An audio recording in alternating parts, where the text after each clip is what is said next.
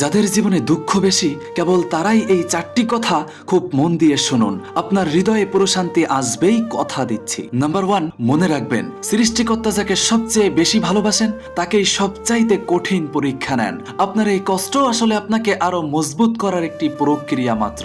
Number 2, মানুষ চেনা। আপনার এই খারাপ সময়টা না আসলে আপনি কোনোদিন বুঝতেই পারতেন না যে আপনার আশেপাশে থাকা প্রিয় মানুষগুলোর মধ্যে কে আসল আর কে মুখোশধারী প্রিয়। নাম্বার 3, এই কথাটা সব সময় মনে রাখবেন, রাত যত গভীর হয় সূর্য ওঠার সময় তত কাছে আসে।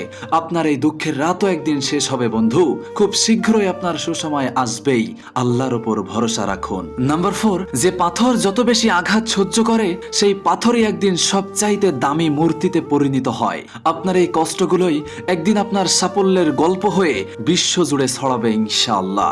আসলে ভেঙে পড়া সহজ কিন্তু ধৈর্য ধরা কঠিন। আপনি কি আপনার এই খারাপ